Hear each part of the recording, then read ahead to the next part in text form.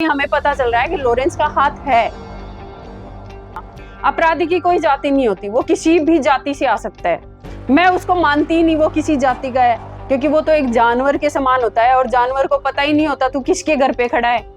देखिए, पहली बात तो मैं आपको बता देती हूँ कि पुलिस कस्टडी में अगर वो आदमी है तो उसको मारा नहीं जा सकता, क्योंकि पुलिस ने खुद उसको Z+ की सिक्योरिटी दे रखी है। तो आप बताइए कहाँ मारेंगे वो लोग? तो रास्ते में उसका एनकाउंटर हो सकता था, लेकिन प्रशासन खुद उसकी Z+ की सिक्योरिटी दे करके उसकी सुरक्षा कर रहा है, तो प्रशासन कहाँ मारेगा बताइए? इसमें सुखदेव सिंह गोगामेडी केस में भी आप नहीं, फिलहाल NI की जो जांच चल रही है उसमें कहा जा रहा है कि लॉरेंस का कोई हाथ नहीं है, लेकिन हम जो कह रहे हैं कि है, कहीं ना कहीं हमें पता चल रहा है कि लॉरेंस का हाथ है।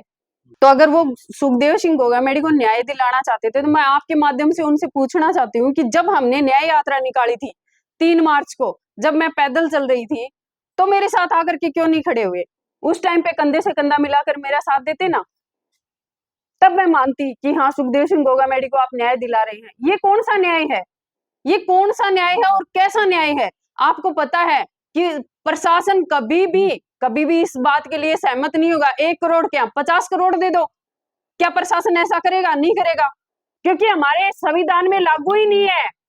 जब तक संविधान में लागू नहीं होता है, ऐसा एनकाउंटर पुलिस प्रशासन के द्वारा नहीं किया जाएगा। चाहे आप करोड़ नहीं 100 करोड़ दे दो अगले को, नहीं होगा। तो ये सस्ती पॉपुलैरिटी नहीं है तो और क्या है?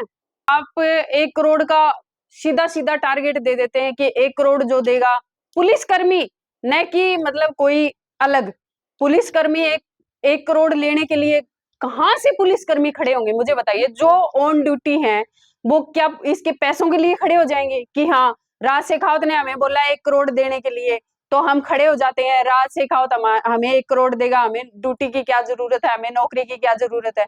अरे ये फालतू की बात है, जनता को भ्रमित कर रहे हैं, खराब कर रहे हैं जनता को। लेकिन मुझे इतना पता है कि हमारे तो किसी काम आए नहीं आज तक, और बाकी वो किस हद तक जाते हैं वही जाने।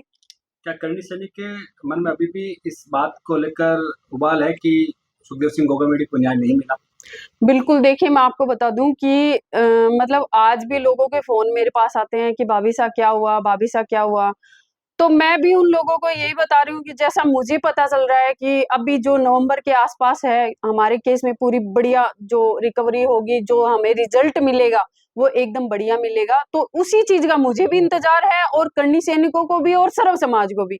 हम इसी चीज का इंतजार कर रहे हैं कि कब हमें न्याय मिले और कब हम न्याय की बात करके अपने न्याय की तरफ पहुंचे, न कि ऐसे जो हमें भटका रहे हैं। हम इन रास्तों से भटकना नहीं चाहते।